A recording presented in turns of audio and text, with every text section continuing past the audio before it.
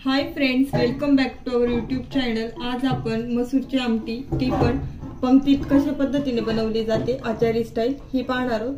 चला तर मग व्हिडिओला लगेचच सुरुवात करूया। आज आपण करणार आहोत मसूरची साधी सोपी आमटी। त्यासाठी एक पातेलं घेतलेलं आहे आणि याच्यामध्ये एक 3 पळ्या भरून तेल घालून घेते। तेल चांगलं तापून द्यायचे।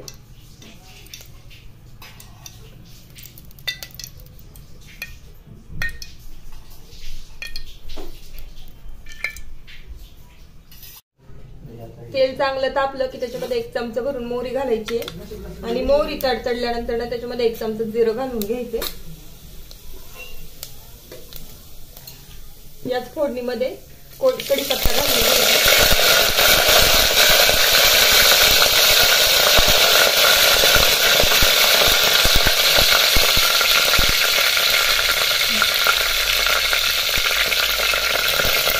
यामध्ये लगेच कोथिंबीर घालून घ्यायची थोडी।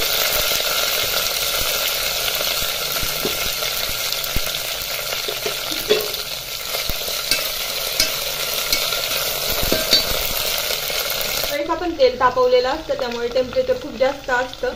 त्यात जिरे मोहरीची फोडणी तर बसते, परंतु आपण ज्यावेळेस पावडरचे मसाले टाकतो ते करपण्याचे खूप चान्सेस जास्त असतात। म्हणून थोडी कोथिंबीर घालून घ्यायची जेणेकरून आपलं जे तेलाचं टेम्परेचर आहे ते डाऊन होईल। आणि आता मग याच्यामध्ये पावडरचे मसाले घालायचे। अर्धा चमचा भरून हळद, 1 चमचा भरून लाल तिखट,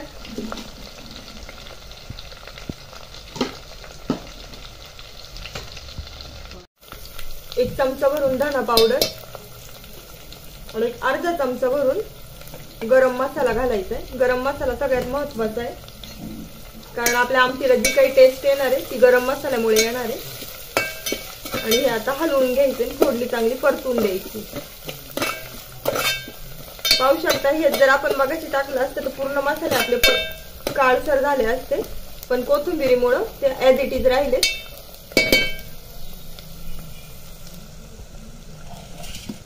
या इथे मी 1 वाटी भरून मसुरीची डाळ होती ती धुवून 3 ते 4 पाण्याने स्वच्छ धुवायची आणि कुकरच्या 3 शिट्ट्या काढून घेतल्यात। आणि डाळ शिजतानाच त्याच्यामध्ये टोमॅटो घातलाय। टोमॅटो तुम्ही हवा असेल तर फोडणीत पण घालू शकता।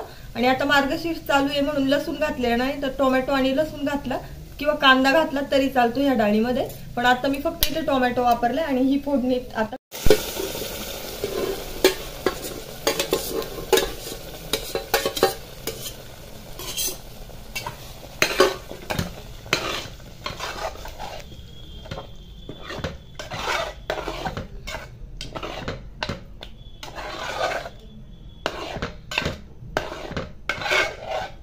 पाहू शकता। आता आपली जी फोडणी आहे ती आणि डाळ एकत्र मिक्स झाली आहे। आता पाणी टाकायचंय। हवा असेल तर तुम्हाला गरम पाणी घालायचं, शक्यतो आमटीला गरमच पाणी घालतात जेणेकरून आपल्या आमटीची जी टेस्ट आहे ती बिघडणार नाही। आता याच्यामध्ये पाणी घालायचंय गरम, आणि तुम्हाला कितपत डाळ घट्ट हवी आहे किंवा पातळ हवी आहे यानुसार पाणी ऍडजस्ट करायचंय, म्हणजे कन्सिस्टन्सी ऍडजस्ट करायची आहे।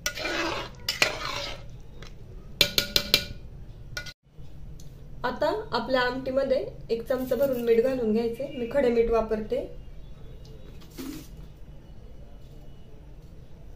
आणि एकदा पळीने चेक करायचे आपली आमटी कितपत घट्ट झाली आहे किंवा पातळ झाली आहे। आणि एक खळखळून उकळी काढून घ्यायची आमटीला। थोडासा गॅस वाढवायचा आहे, कारण फोडणी देताना आपण गॅस बारीक केला होता। आता गॅस वाढवून मोठ्या गॅसवरती आमटीला उकळी काढून घ्यायची आणि पुन्हा 1-2 मिनिटं गॅस बारीक करून शिजू द्यायचे। शिजण्यासारखं काहीच नसतं, परंतु ज्यावेळेस उकळी निघते त्यानंतर डाळ आणि मसाले हे चांगले मिक्स होण्यासाठी 1-2 मिनिटं पुन्हा बारीक गॅस करून शिजून द्यायचे। पाहू शकता, गॅस मोठा केल्यावरती असा फेस येतो वरती आपल्या या तरी म्हणतो आमटीला। आणि तरी ही कुठल्याही आमटीची सगळ्यात महत्त्वाची गोष्ट आहे। आमटीला तरी आल्याशिवाय आमटीला चव येत नाही, त्यामुळे आता पाहू शकता आमटीला चांगली उकळी आली आहे। आता गॅस बारीक करायचा आणि 1-2-5 मिनिटं शिजू द्यायची। अशा पद्धतीने तयार आहे आपली मसूरची आमटी, जी आपण पंक्तीत खूप वेळा खाल्लेली असती। आज तीच रेसिपी आपण घरी ट्राय केली आहे साध्या सोप्या पद्धतीने। आमचा आजचा व्हिडिओ पूर्ण पाहिल्याबद्दल धन्यवाद.